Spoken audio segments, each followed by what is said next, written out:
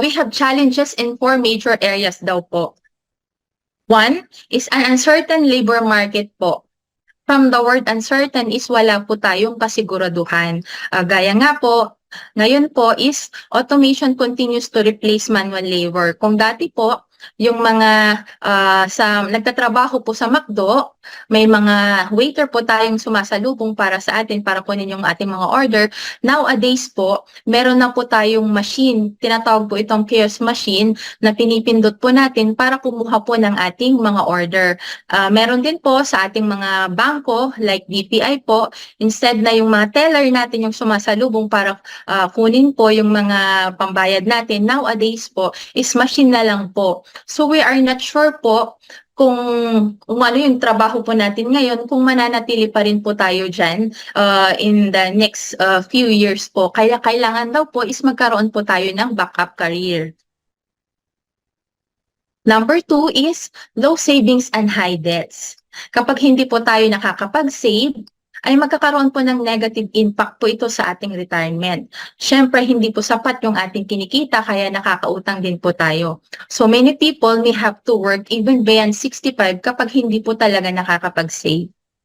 Number 3 is high cost of education. Meron nga po akong na-interview nung nakaraang araw, isang mother, may tatlong anak po, may tatlong anak na nasa high school po. Nabanggit po niya sa akin na yung dalawang anak niya is napag-stop niya kasi wala siyang pampaaral sa kanila. Bali yung panganay na lang po niya yung pinagpag-aral niya kasi mag-graduate po siya.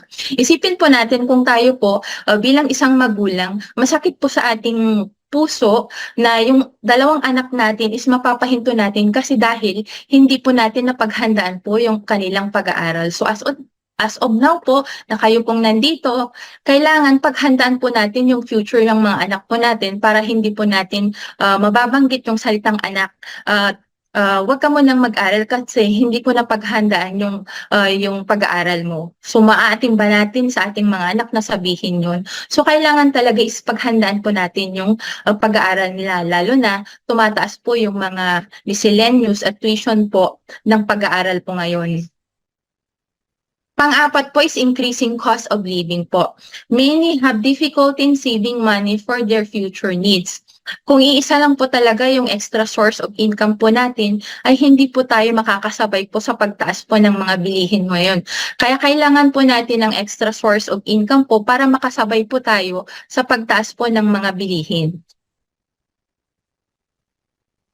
Kung dati po yung 1,000 pera po natin, napupuno niya po yung push cart. Pero sa ngayon po, nakakalungkot man isipin po, kakarampot na lang or iilang piraso na lang po yung laman po ng ating cart. Dahil po dyan, epekto po yan ng inflation po. So ang kailangan daw po natin gawin is we should control our own future. Our future is not in the hands of others.